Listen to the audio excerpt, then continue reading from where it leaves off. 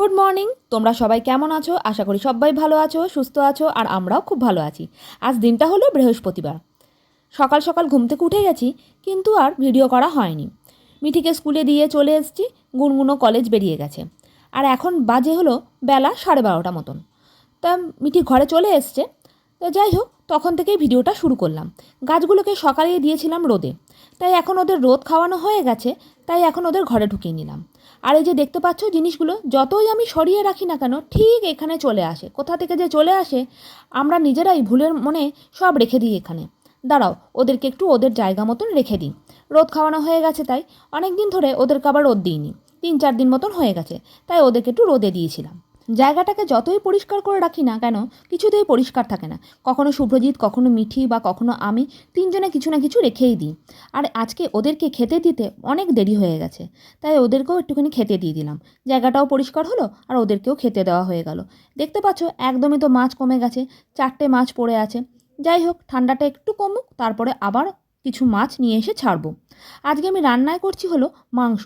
বৃহস্পতিবার তেমনভাবে মাংস খাওয়া হয় না, কিন্তু আজকে আমি খাবো না, ওরাই একটু মাংসটা খাবে। তাই শুভ্রজিৎ বললো, আমি আনছি, কিছু হবে না, তুমিও খেও। আমি বললাম, না না, আজকে আমি খাবো না। ডাল আছে, তরকারি আছে আগের দিনের পরে, সেই সমস্ত দিয়ে নেবো, আর আমি একটুখানি আলু সেদ্ধ মতন করে নেবো। ওগুলোই ভাবছি আমি খাবো, আর ওদের জন্য একটুখানি মাংস করে নেবো। তা এই যে মাংসটা হয়ে এসছে, আজকেও একটুখানি ধনেপাতা দিয়ে মাংসটা করছি। বেশ অনেকখানি ধনেপাতা পড়েছিল, ভাবলাম ধনেপাতাগুলো মাংসটার মধ্যে দিয়ে দিই। আগের দিন ওরা খুব ভালোই খেয়েছিল। ধনেপাতা দিলে দেখেছি বেশ গন্ধটাও ভালো হয়, আর খেতেও বেশ ভালো লাগে। অনেকখানি আছে, তাই দিয়ে দিচ্ছি। আর আমি যে কি খাবো সেটা আমার নিয়ে কোনো টেনশন হয় না।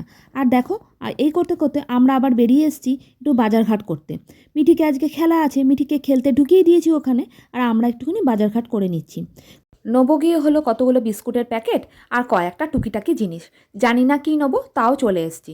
শুভ্রজিৎ জোর জবস্তি, চলো কয়েকটা বিস্কুটের প্যাকেট কিনবো। ওর আবার খুব ভালো লেগেছে এই বিস্কুটের প্যাকেটগুলো, তোমাদের দেখাবো কি বিস্কুটটা। আগের দিনও নিয়ে গেছিলাম, আর আবার নিতে এসেছি। ওটা ফুরিয়ে এসছে, তাই তাই যাই হোক, তা শুভ্রজিৎ বলছে আর কি কি নেবে দেখে নাও, পরে কিন্তু আবার বলো না মধ্যেখানে, তখন কিন্তু আমি এনে দিতে পারবো না। এই এক সমস্যা, একেবারে জিনিসপত্র না নিয়ে এলে আবার তখন যদি বলি তখন আবার খিচখিচ করে।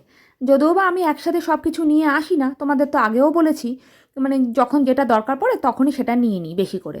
তা যাই হোক, তা চলো এখান থেকে জিনিসপত্র নেবো, নিয়ে গিয়ে আবার মিঠিকে নিয়ে নিতে হবে। আর আগের থেকে ঠান্ডাটা অনেকটাই কমেছে, বেশ ভালোই লাগছে ঠান্ডার মধ্যে ঘুরু করতে। মিঠি খেলতে এলে বেশ আমাদের একটুখানি আউটডোর হয়, দুজনেরই একটুখানি বেরোনো হয়, গল্প করা হয়, আর সময়টা কাটানো হয় একসাথে। তা যাই হোক, এই সময় কাটাতে কাটাতে শুভ্রজিৎ বলল, একটু চা খাবে? আমি বললাম, না আমি খাবো না।